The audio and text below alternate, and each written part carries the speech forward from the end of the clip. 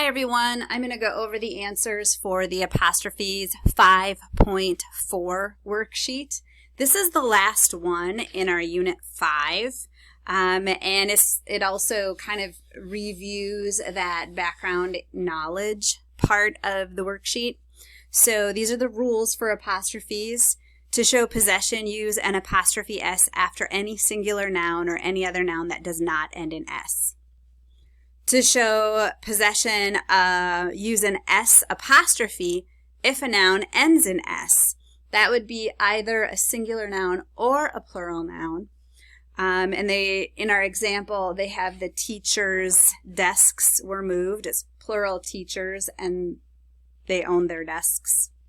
And so those desks were moved. This kind of reminds me of the example from yesterday's, not yesterday's, but at 5.3, when we had two different names that ended with multiple S's, like Ross and Jess. The most correct way to do it is Ross apostrophe, because it ends in S, and we don't want lots of S's hanging out there.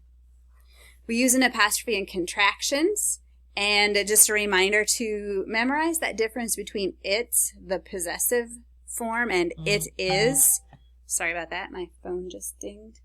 So we want to make sure that we've memorized the difference between it is, it's, and its possessive pronoun, which is over here. Also make sure that you know the difference between who is and whose. This is who is, who's at the door, who is at the door. Whose shoe is this? Who does this shoe belong to? We avoid using apostrophes when using possessive pronouns, and here's the list of them. When two or more people share possession of something, you only need to use an apostrophe with a last name. Steve and Lisa's apartment. Steve and Lisa share the apartment, so you only put an apostrophe after the last name. If each person individually possesses something, you need to use an apostrophe after each name.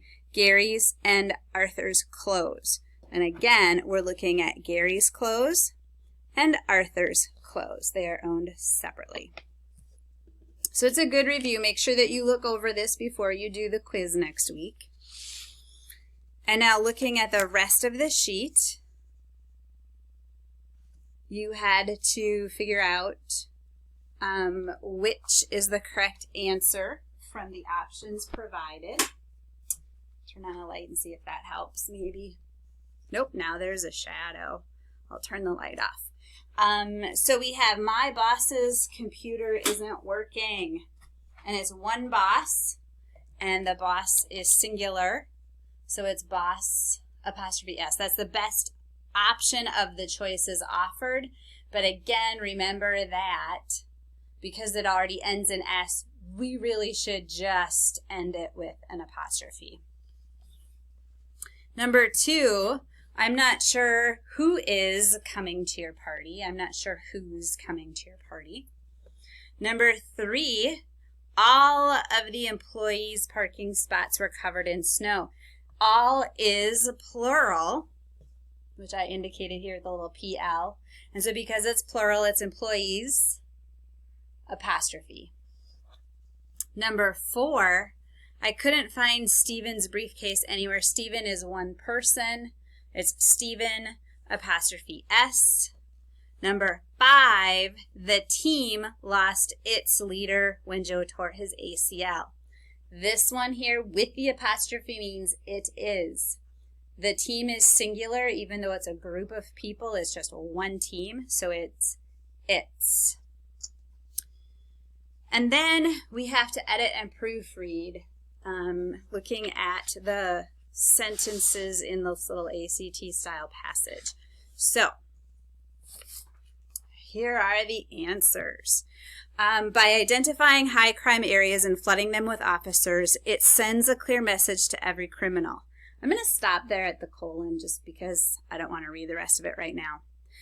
The word it in this first part of this sentence is unclear. It's what they call a vague pronoun reference. And so the best way to clarify this sentence is to use a specific noun or noun phrase. And a lot of you will have seen me circle or highlight it on one of your essays, like on your rough drafts for the afterword writing. And you would probably also see me write, it is a meaningless word, use a specific noun or noun phrase. This is why, because we don't know what that it is. So the correct answer for number 6 is C, officers, comma, the police send. Now we know what the it is. So the new part up to the colon reads, by identifying high crime areas and flooding them with officers, comma, the police send a clear message to every criminal. Okay. Then number 7, oh, my phone, I'm sorry. Number 7 is criminal, colon, don't. Remember, we only use a colon at the end of a complete sentence. So, is this a complete sentence? Yes, it is. By identifying high crime areas and flooding them with officers, the police send a clear message to every criminal. And that colon at the end of a complete sentence is telling us, hey, everything after the colon is going to explain the message that's mentioned in the first part of the sentence. So here's the second part.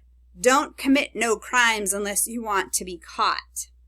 So number 7 is A, no change. Number 8, don't commit no crimes unless you want to be caught. We have a double negative here with no crimes. Don't commit no crimes. So we have to fix that. The best way to fix it is to make it, of the options given, the best option is B as in boy, a crime. So every criminal is being told, don't commit a crime unless you want to be caught. Okay, those are the answers. I apologize for my phone beeping at us. Let me know if you have any questions.